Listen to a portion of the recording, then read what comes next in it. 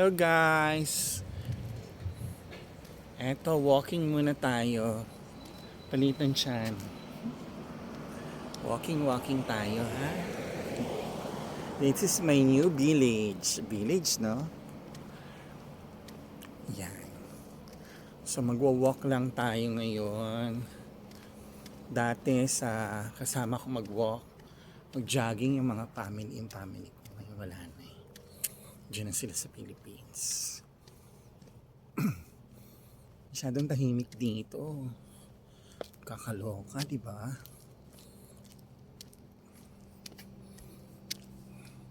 Yan, pinakikita ko sa inyo ngayon ang US.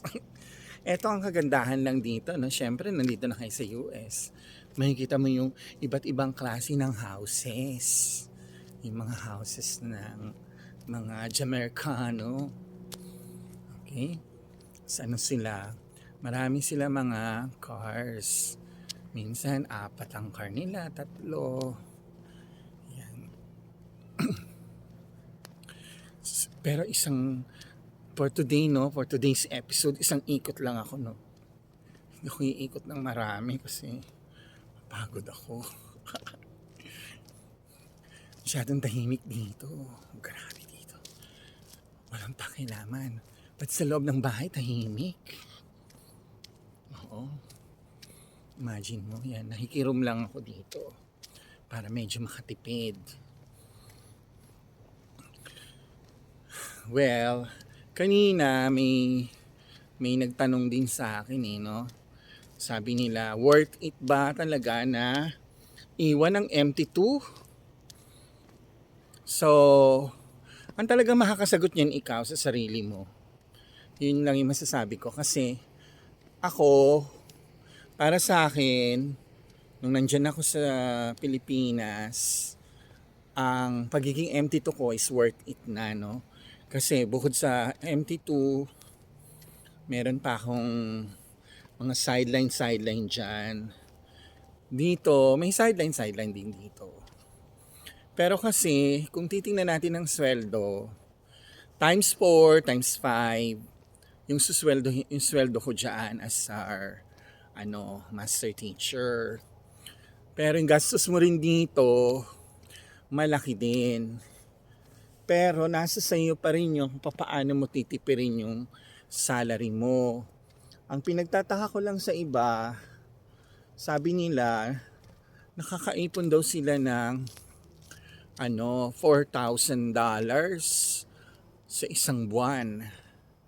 So, ibig sabihin siguro, malaki talaga siguro yung salary nila, no? Kasi nakakaipon sila ng 4,000 a month. Possible naman na makaipon ka ng 3,000 a month. No? Pero sobrang higpit na no. Pwede ka siguro makapagpadala ng 4,000 or $3,000 a month. Pero pagkain pa yun ng family mo, gastusin pa sa Pilipinas, matitira na lang siguro sa inyo doon mga $1,000 to $2,000. Kaya hindi ko malaman paano nakapag-ipon yung isa nating kabayan dyan ng 4,000 daw a month. Good luck na lang. Siguro ganun talaga, magaling talaga siguro sila magaling sila mag-ipon, no? Tsaka baka marami pa siyang sideline, no? Kasi pag wala kang sideline dito, hindi ka talaga rin makakaipon. Ako nakadalawang araw pa lang akong sideline eh. Magkano lang naman ang kinita ko? $70 isang araw. O 2 days pa lang ako, di naka 140 lang ako ng sideline. Hindi pa worth it yun para sa sinasabi nilang 4,000. Pero hindi natin masasabi kasi wala naman tayo doon sa life na yun eh na tayo yung nag-ipon, no? Siya kasi yun. Okay? O baka may niyayabangan lang siya, hindi natin alam, no? Well, bukod dyan, may nagtanong pa rin ng ano, paano ba pumunta dyan sa US. Marami pa rin nagtatanong paano pumunta sa US. Marami pong agency na pwede kayong applyan. So meron akong agency, TPG, Cultural Exchange. So yun yung aking talagang agency na pinanggalingan, no? Ako yung gumastos ng ticket ko dyan. Ako yung gumastos ng interview ko sa US Embassy, yung appointment. So yun. Tapos ang gagastusin nyo pa dyan is Spantran or West, no? So dalawang kasing klase yun eh. Isang West or isang Spantran. So, applicable naman ng Spantran. Ang pinakamura dito, Spantran, no? So, ang ganda naman dito, may basketball court. Pwede mag-shoot. So, yon. And then, malamig na dito. Manipis yung suit kong damit. Hindi ko kasi sukat akalain na malamig. Bumaba ako. Tapos, pagtungtong ng 7 o'clock PM dito, PM na kasi dito, no? Pagtungtong ng 7 o'clock PM, yung mga grass, mag-automatic na yan, maglalabasan na yung tubig dyan. Kaya lumayo na ako kasi mahirap nang mabasa. Ganda-ganda naman ng shooting, masarap mag-shoot. Sana maka-basketball man lang ako dito. Yan, dito talaga ay tahimik na tahimik. Payapa ang kapaligiran. Dito, meron pa ditong playground. Sa playground, pwede ka rin mag-play. Kaya nga playground eh. Pwede mag-play. Yan. Magino talaga. As in.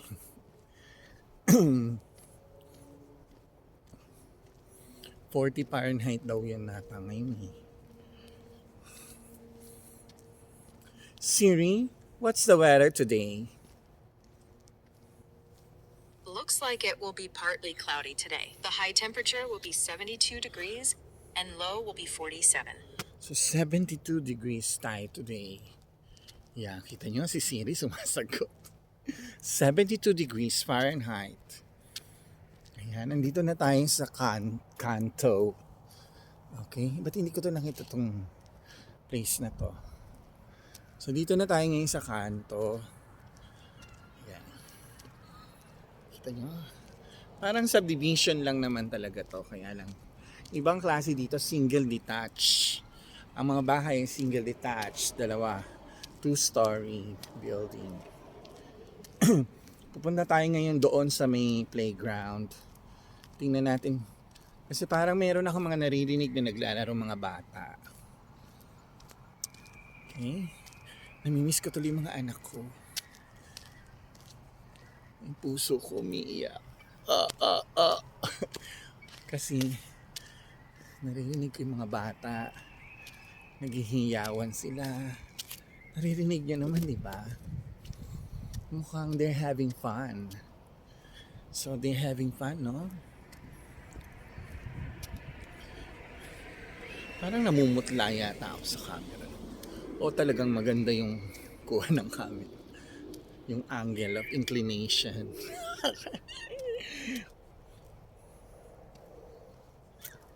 Ayun. Dito sila naglalakad. Ayun, maraming bata doon. Ito yung playground.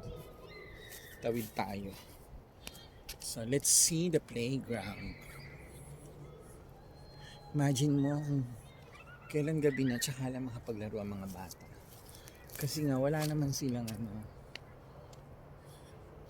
At saka alam nyo ba guys, bawal dito ang maglalaro ang mga bata sa labas ng walang magulang. Oo, bawal. Rule yan dito sa ano. So, eto yung gym.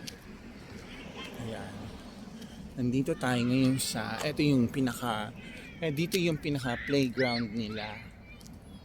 So tapos meron pa ditong palaruan. May swimming pool. May swimming pool yata dito. Ayan yung swimming pool. Ayan, may swimming pool siya dyan. So, sa summer, nandito ako. Expect nyo na yan, nandito ako sa summer. Ayan, naka-close yung swimming pool. Tingnan nyo yung pool nila. Tapos may duyan, you know? Sunday. So may duyan doon, no? Stay in the playground. Okay, yan. Stay in the playground. No life. Sunday. All right, we're gonna go home because you're not Okay. listening. So ganun yung ganun yung ating swimming pool dito. Ito yung pinaka place, parang clubhouse. So this is the clubhouse. And then so lakad ulit tayo, walking. Ikutin natin doon sa bandaron kasi hindi pa ako nakapunta doon. Baka maraming Pilipino doon eh. So sana makakita ako ng Pilipino dito. Kasi siguro mag-walk lang ako, baka makakilala rin ako ng Pilipino. Hindi natin alam kung may Pilipino. Kasi magdadalawang taon na ako dito, wala akong gaanong kilalang Pilipino. Diba? Hindi katulad sa Florence. Diba? Sa Florence kasi parang friendship zone. Dito, nagtatago ang mga Pilipino dito eh. Ang mga Pilipino dito natutulog lagi. Parang walang outlet, gano'n. Kaya makakaipon ka rin talaga dito kasi wala kang pupuntahan. Doon ka lang. Dito yung mail. Ito yung mailbox nila. Yan o. Diyan yung mailbox nila. So sama-sama yung mailbox sa isang lugar. Hindi nila pinahirapan yung Hindi nila pinahirapan yung FedEx padala. So yan yung mail. Okay. So lakad-lakad lang tayo doon banda ng konti. Doon sa banda roon. So, ang ganda-ganda naman dito. Tingnan mo, pailalim. Pakikita ko sa inyo kung gaano kaganda. Look at this environment. Diba? Ang ganda, no? Ayan, no? Simple lang yung mga bahay namin dito, no? Bahay nila. Simple lang yung mga bahay dito. Na gano'n lang. Ayan na yung basura.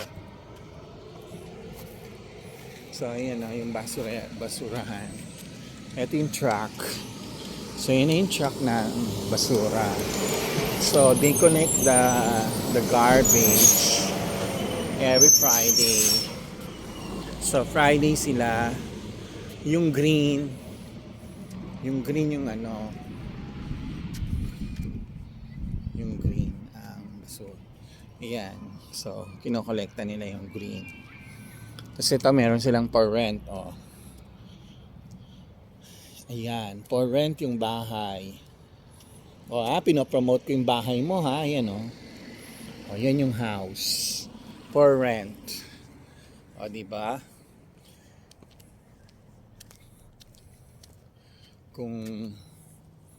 Ayan. Bakit nagkakaganyan? May bilog-bilog. So, I hope naman na bakit may bilog? Ayoko ng bilog-bilog eh.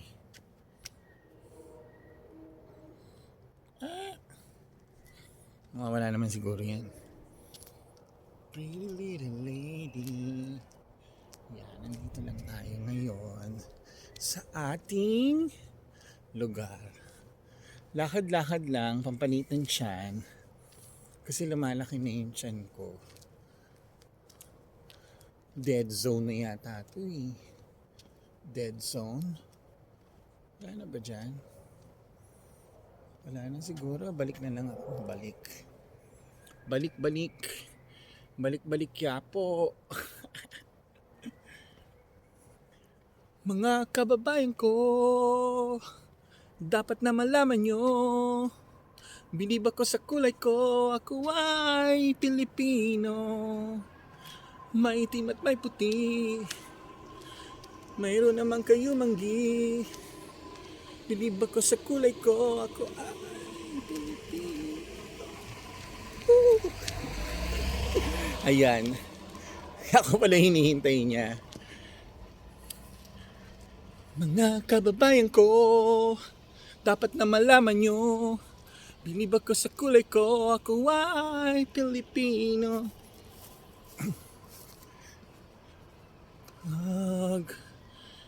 Ayan na.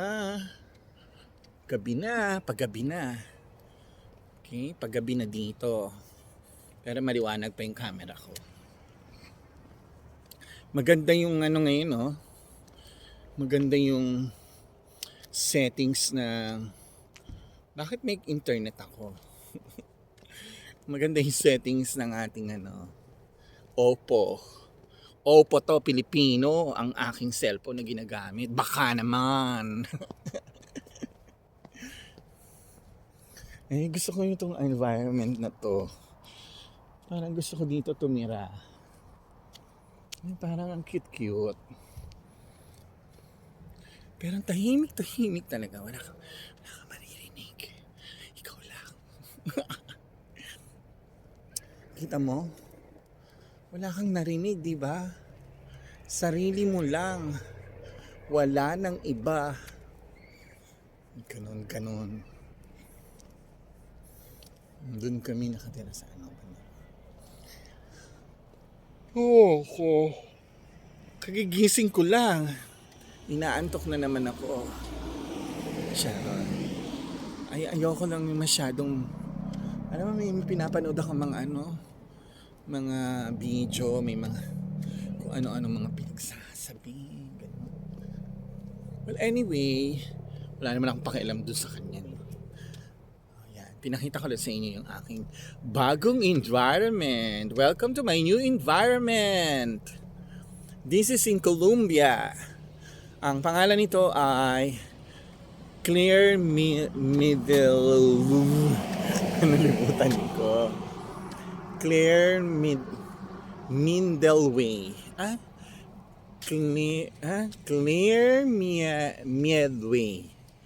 Clear Midway. So dito ako sa Clear Midway. Okay? So kahit saan ka pumunta, tahimik talaga. It's always in silence. Napaka-payapa. Peaceful ang area. So tahimik. Okay? So, dahil tahimik, uuwi na ako. Gabi na eh. Tingnan mo, madilim na. Hindi na ako makita sa camera. Diba? Gabi na eh. So, paano? Ito na ang aking bahay. Sa mga ilang walks na lang, steps pala, hindi walks. Steps. Ay nga pala, so nagsasabi dyan na dapat magaling sa English. Hello? Hindi naman, no? Pagpunta nyo dito, kailangan marunong kayo mag-English. Pero hindi naman kailangan well-versed kayo sa English na grammatically correct, no? Bakit? Lahat ba ng tao dito sa Amerika grammatically correct? No. Tayo lang mga Pilipino maaarte. Nagko-correct ng grammar. Yan lang yung pahuli kong pasalubong sa inyo, no. Yung mga nagsasabing hindi magaling sa English, natatakot kayo na mag-US kayo. Ang mahalaga, nakaka-English kayo. Kaya nyo magturo using English. Kunin ko yung susi ko. Dito na ako. Ayan. Bye-bye. Basta galingan nyo lang sa interview. Kung gusto nyo ng help for the interview, just tell me. Kung may time ako, I'll help you. Yung mga kaibigan ko dyan, hinihintay ko kayo na sa akin, mag-touch, mag-keep in touch para mag-apply dito sa US. Huwag kayong mahiya sa akin. Kilala nyo ako. Diba? Kilala nyo naman ako na hindi naman ako magaling sa English. Diba? Makakapagsalita ako sa English pero hindi ako magaling sa English. Okay? So, pati yung mga iba ko nga mga friends, diba? Dati nga, nilalait-lait lang nila ako kasi nga English ako na English. Diba? Pero ngayon ito ako, English pa rin ako. So, diba? Hindi ko talaga maalimutan yung spelling ng Baguio doon sa Roosevelt. Doon nagsimula yung galit ko sa English eh. Doon ako nag-aral ng todo ng English. O, paano? Hanggang dito na lang. Bye-bye. See you later, alligator.